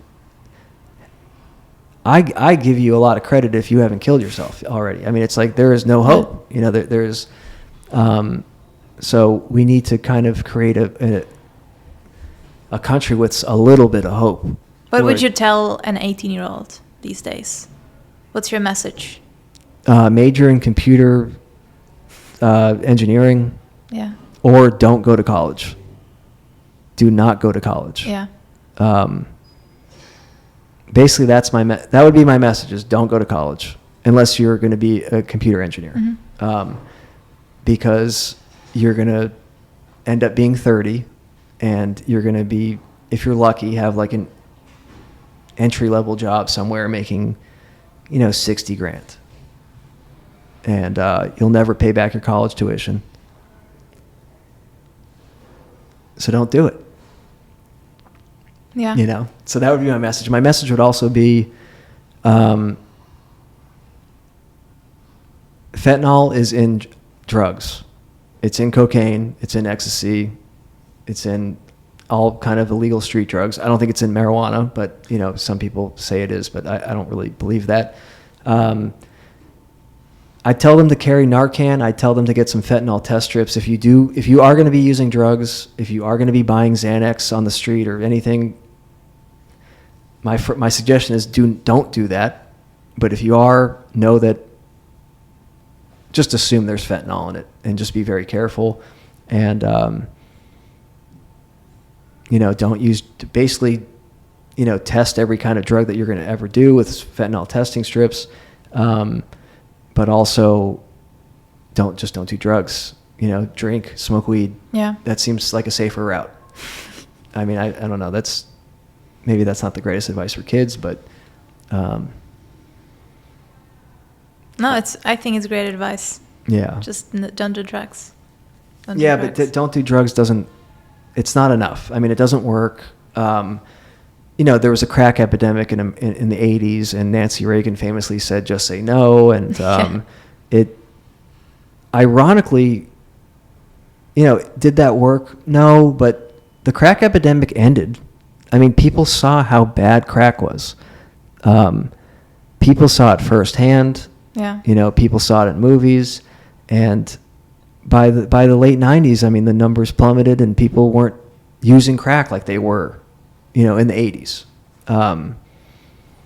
So it's like, you know, people make fun of the just say no, and it's like, yeah, it's kind of stupid, but at the same time, like, you know, people, you know, we educated people on how bad crack was, and people saw it firsthand, and it sort of slowed down a lot, and people are seeing this I'm hoping people are seeing this with fentanyl and meth.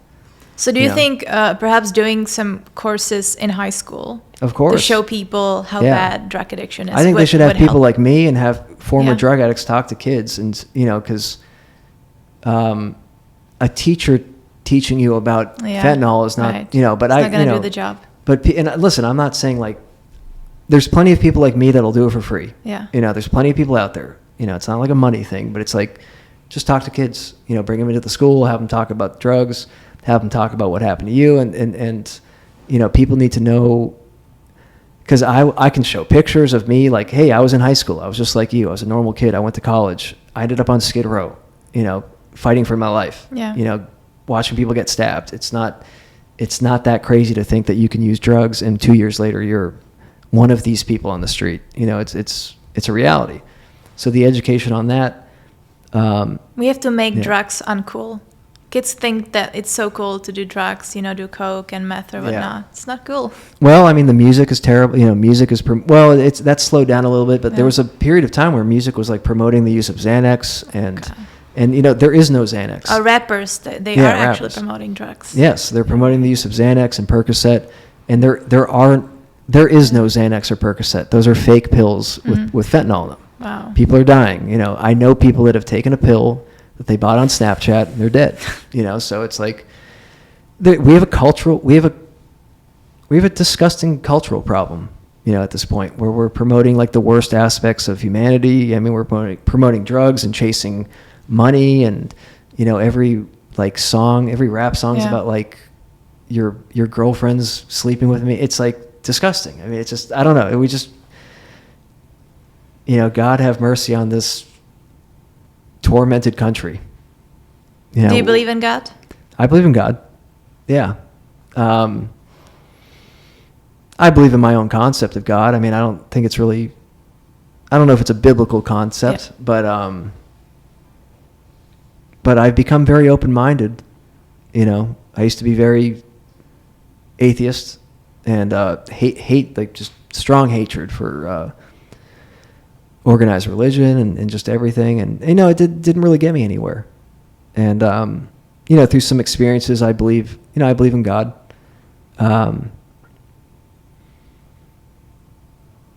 I don't know. It's helped me a lot. It gives you hope. Yeah, it gives you hope. I think believing in something, whether it's God or simulation, whatever. Yeah, you don't even have to call it God. It gives you hope, which is really important. Yeah. Which we need in America.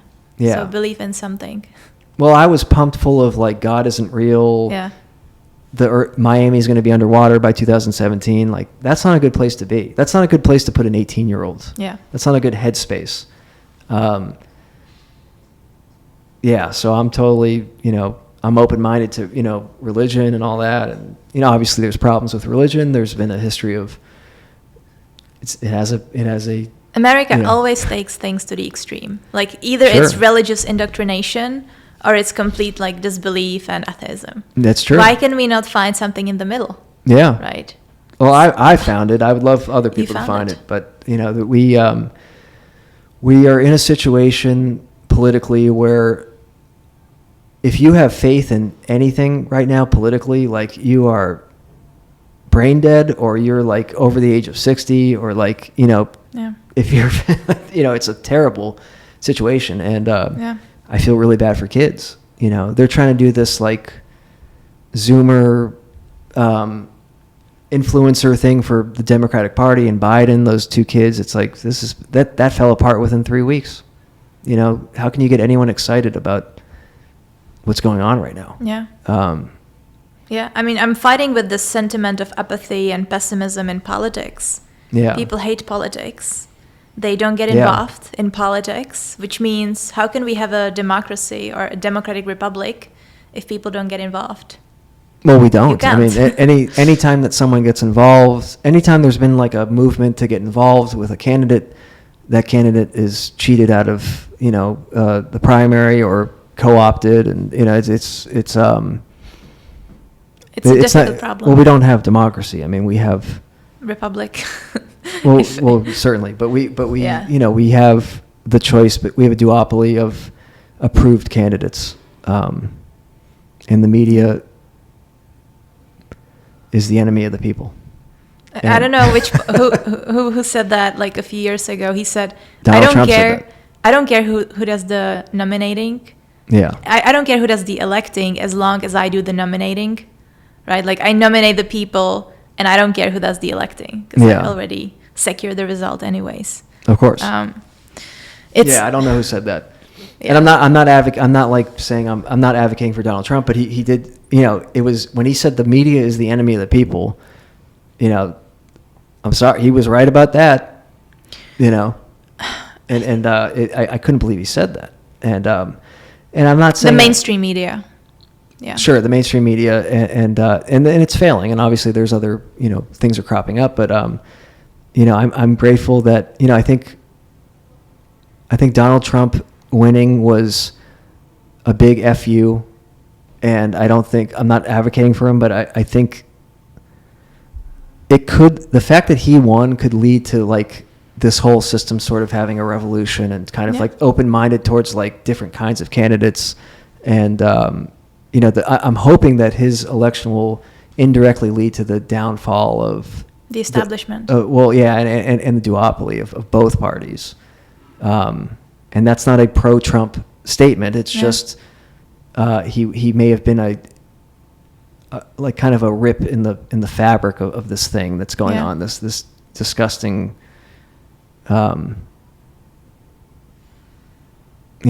duopoly sort of controlled, you get A or B thing. It's just nasty. It is nasty. We have to change it. And I'm glad that we're both optimistic about it. We're both optimistic that change is possible. Well, it seems to be falling. And I think you should run for office. Well, thank you. I mean, what would I run for? City council. They're not going to elect me. Run for city council. They are. In Austin? We are going to get you elected. In LA.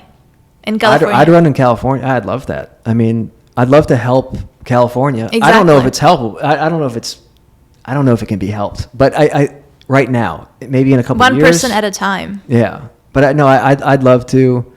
I'll work with anybody. I'll work with, Democrats, Republicans. I mean, people are dying in the street. Yeah. And every policy that the controlling party puts in place is making it so much worse. I mean, they're doing the opposite of what they need to do. And I don't think they're evil. I just think they don't understand. They don't understand addiction or homeless. With the gift cards, have you heard of it? No. California is giving away $10 Walmart gift cards for homeless people who test negative on drugs. That's good. Is that good? Sure. That's an incentive to... It's an incentive to get sober. I mean, good luck finding a bunch of homeless people that are going to test negative on drugs. I mean, they're out there, you know, but... But then if it's easier to just go to CVS and steal stuff without any consequences, why would you care about gift cards? No, no one will even use the gift cards, but they'll, you know, yeah, exactly. I mean, yeah, it's not a detrimental policy. It's just a do-nothing policy. It's like a Band-Aid on a broken arm. Well, I'll take a do-nothing policy over a detriment. I mean, every policy they have it's not a do-nothing policy. It's a detrimental policy that makes the situation 10 times worse. I mean, not arresting people for shoplifting or enforcing those laws is not it's detrimental. And, just letting these people die in the street, basically. There's 75,000 homeless people in the LA County. Yeah. Which is almost 100% increase from 10 years ago. And there's 200,000 people homeless in California, the largest homeless population in the US. Yeah. And LA has recently approved a $1.3 billion allocation to homelessness, which is 11% from their total budget. Yeah. Okay, 1.3 billion. SF has 1.2 billion, very similar. And someone did the calculation online, and they calculated that it's $60,000 per tent. $60,000 per tent. Yeah. Where does this money go to? What's going on? Well, it goes to nonprofits that don't do anything and basically launder the money. Nonprofits is another huge corruption scheme. And I know that I just advocated for a bunch of nonprofits, but I advocated for treatment-based nonprofits. The harm reduction nonprofits are money laundering schemes. I mean, it doesn't cost 1.1. What is a harm reduction nonprofit? Well, there's a movement called harm reduction that, I'm not against really, but I'm just against harm reduction alone. Yeah. Harm reduction alone is not going to stop homelessness or drug addiction. Is it like giving away free needles? Yeah. And I'm not even against the needle stuff, but, because I used to utilize needle exchanges, but needle exchanges used to be needle exchanges. You used to exchange needles. That's not what they are now. Now they just hand you, a ton of needles, and they hand you crack pipes, and they hand you condoms, and they hand you all. It's like, the fact that we're handing out crack pipes is not a, there's no reason to hand out a crack pipe. That's, and also, San Francisco, I think 2 years ago, it was 1.1 billion for homelessness. Only 600,000 people live in San Francisco or something, 700,000, we're spending we're spending the budget of most like small cities just on homelessness in a San Francisco, which is a small city, technically population wise. And we're handing out free crack pipes. And, that can't be $1.1 billion. So it's like, what else are they doing? Well, they're employing all these people and they're paying the executives of these nonprofits, 6-figure giant salaries. And some of it's going to permanent housing, but permanent housing is, I don't support permanent housing that doesn't, because of SB 1380, which was passed, and I think it was passed it wasn't 2014. I think it was a little bit later. It basically made these nonprofits that provide housing for homeless people can't have sobriety requirements or treatment requirements. So basically they just have publicly funded like crack houses now. And they tracked a bunch of people that were in these permanent housing in San Francisco starting in 2016, and they tracked them for 5 years. And at the end of the 5 years, 25% of the people died that were given the housing, and then 21% voluntarily went back to just being homeless because they just were like, I don't even want to live inside the free apartment. Like, I just want to go back to being homeless. So, that's basically 50% of people. It didn't work for 50%. 25% of them dead. So, I don't believe in permanent supportive housing for someone that only has the issue of just, I'm simply a drug addict, because that's just a death sentence, So then what percentage of homeless people are not drug addicts? Are just poor and... Well, I mean, it's incredibly hard to get the numbers. Obviously, there's political reasons why you'd want to say that the vast majority are not drug addicts, and then there's people on the other side that say the vast majority are drug addicts. I can say the vast majority that we see, the visible, visceral homeless people that we see are drug addicts. The people that are intense and screaming and shitting on the ground and, doing antisocial behavior. These people are on drugs, or they have mental illness caused by, methamphetamine. Yeah. Are there homeless people that aren't drug addicts? Yes. Are there good homeless people that just fell on hard times? Of course. A lot of them live in their cars. A lot of them live on people's couches. Most homeless, people that fall on hard times usually have a support system of some sort. They can live with a cousin. I think people like that, we need to help them. I mean, we need to get them connected with, temporary, general housing. relief, temporary housing, maybe job training. Now, listen, if they are just permanently damaged from like a, surgery or injury or something, yes. I mean, those people, we can permanently help people like that. But I think the infrastructure is already there to help those people. They're the easiest people to help, and most of the infrastructure's there, and there are resources, but there are not resources if you're like cracked out on methamphetamine and, just crazy in the streets. Like you can't just give that person a studio apartment and a free crack pipe and say, let's figure it out. I mean, that's, and still have the 1.1 billion San Francisco budget. I think only it was either 400,000 or 600,000 was just for permanent housing. But still, that leaves $500 million. Did they actually build it? Oh, they do. They have it. I mean, it's mostly in the form of like hotels kind of structures and on Skid Row. I've been in them.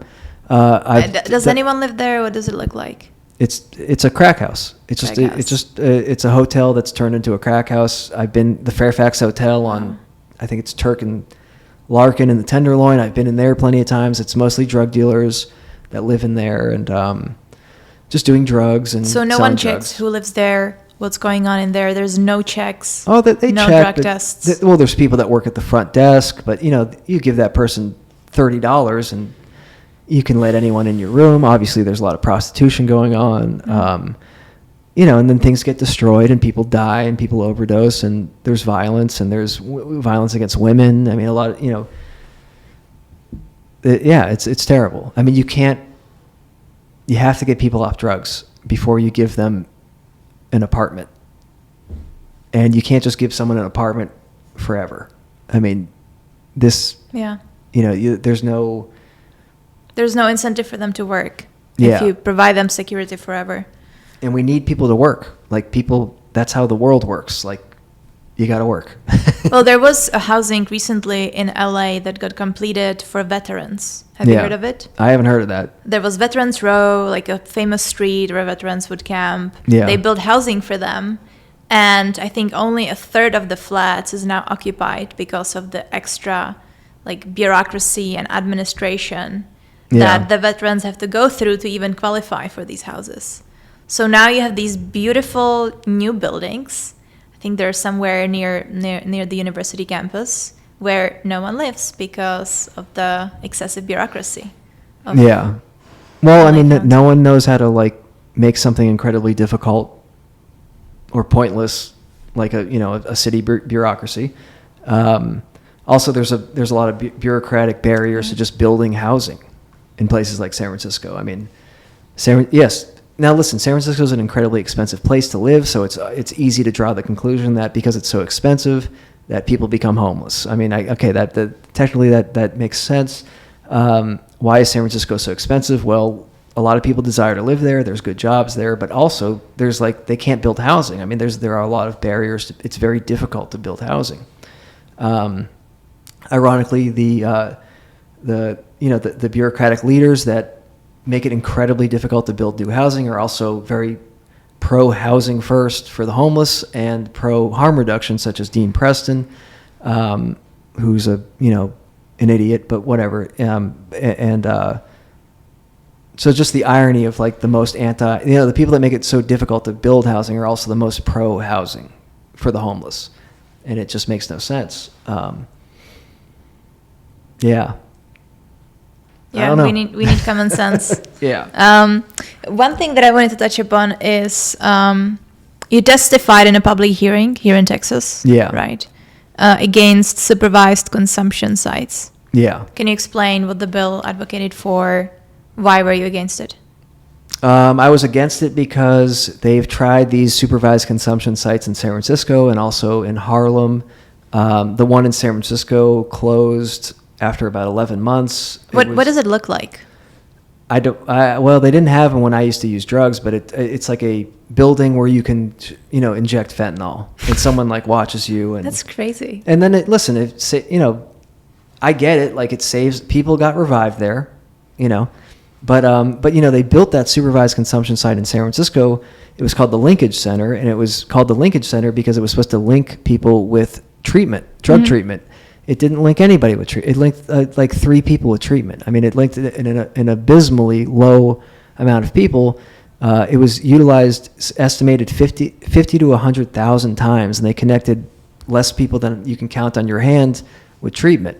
So that's why. Was it because of lack of effort or lack of interest from the drug addicts? Well, of course, the drug addicts weren't very interested in it because they're allowed to just live their life and get high in San Francisco. Why would they ever want treatment? They're not incentivized to want treatment. I was incentivized to want treatment because it wasn't that fun being homeless and going to jail and all these things. So I don't support it because it basically destroyed the area that it was in. All the drug dealers came and just hung out outside. All the fences and stolen merchandise, merchants came and just hung out outside. And it didn't do what it said. It didn't connect people with treatment. And then they did it in Harlem. They have 2 of them in Harlem. I used to live in Harlem. Harlem was a great place. I barely saw any crime or violence or anything. And these centers attract, they destroy the neighborhoods that they're basically in, and the residents do not enjoy it. And guess where they build them? They don't build them in Beverly Hills. Yeah. They're not going to build them in what do you call it? What's the nice part of Austin? Westlake Hills? Yeah, they're not going to build it in Westlake Hills. They're going to build it in South Austin, or they're going to build it in East Austin. Yeah. They're going to build it around in like working class neighborhoods, primarily minority occupied neighborhoods. I mean, that's where they're going to build these. And it's not fair. I think that almost nearly 100% of the funding should be to public detox and public treatment. And that's why I don't support these. Public detox and public treatment. Yeah. One thing I have here is Bill AB 109. Yeah. Which changes sentencing guidelines, where people don't go to state prison, they go to county jail, and then they're usually released on probation, right? Yeah. Would you repeal this bill? And the reason for this bill was there was overcrowding in state prison facilities. Yeah. And that's why they offloaded a lot of that work to county jails. Yeah. No, I was in county with people that were, AB 109 and were doing like years in county jail.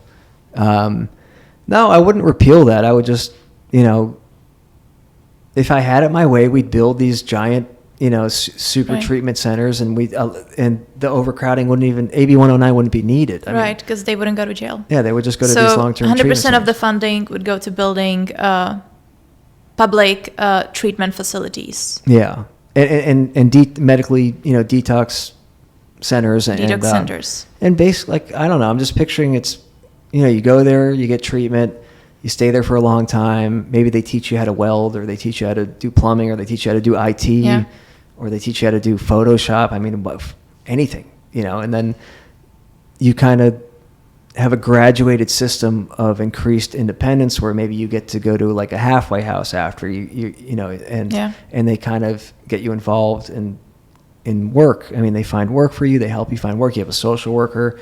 They haven't really tried this. They've done, drug court, but drug court is not. What is drug court? Drug court's like where they sentence you to, in lieu of prison or jail, you get drug court, which means like you have to check in twice a week to this place, and they drug test you, but you still have to what if you were homeless? Yeah. You have nowhere to live, and then, and it's all about money. I mean, the drug court just wants money. You just pay them, they want $100 per test or whatever, and it's just it's not comprehensive. It needs to be you need to go to treatment. You need to be kind of in a long-term facility. Why has it not been tried? Is it the profit incentive? Well, it's very expensive. It would be extremely expensive to staff. Well, we spent over $10 billion over 3 years. I don't think it's that expensive. Well, everyone wants to be like a revolutionary, and everyone wants to, they think, the war on drugs didn't work, so they're like, we need to do the opposite of what the war on drugs was. And everyone wants to be like this progressive, revolutionary mind where it's like, okay, I get that, when things don't work exactly the way you want them to work, it doesn't mean that we have to do the opposite of that thing. I mean, so it's really cheap to just let homeless people die in the street and do fentanyl and launder money. That's really, and it requires such little. Handing out crack pipes doesn't require work. Yeah. Treating thousands of people requires. People don't want to do jobs. People don't want to work. Handing out a crack pipe, getting $100,000 grant from the government, and then paying some college kids $20 an hour to hand out crack pipes doesn't require work, and you can pocket $50,000. It's just of course that's going to happen, as opposed to actually doing real work. No one wants to work. Well, that's why you have to run for office. You have to change it. I'm no expert. I mean, I would do it. You are the number one expert in this. Well, I'm no expert on the bureaucratic mess that is politics, and you don't need to be an expert. You just need to get rid of it. Well, I just get scared about what if I did get elected and I go in and I find out this is a goddamn mess. It is a mess. And but there we have is to no change hope. it one person at a time. Don't say there's no hope. Well, I know. No, I have hope. I hope. just fear so much getting in and being like, oh, there is no hope. No. But that's like pessimistic thinking. But no, of course, it starts with one person, then you got to keep building on that, and you just kind of overhaul the whole system. And I don't know if it, at California, I don't know if it would work in a place like Los Angeles or San Francisco to start out with. It might have to start in like a smaller city as like a pilot program, just to kind of, San Diego maybe, something like that. But Austin's a good sized city to kind of test some of these ideas out. I think also like San Diego could work. Also, San Diego has a history of sort of nonpartisanship. I mean, there's a Republican power in San Diego and Democratic power, and there's more of a concept of working together. Collaboration. There. Yeah, exactly. So could work there. But I'll run for office if you can find someone to fund me and teach me how to do it.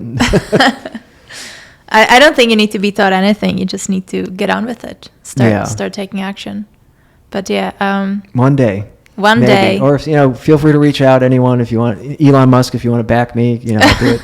But you probably aren't. He has been posting about George Soros recently, right? He's been tweeting about it. So he's on your side.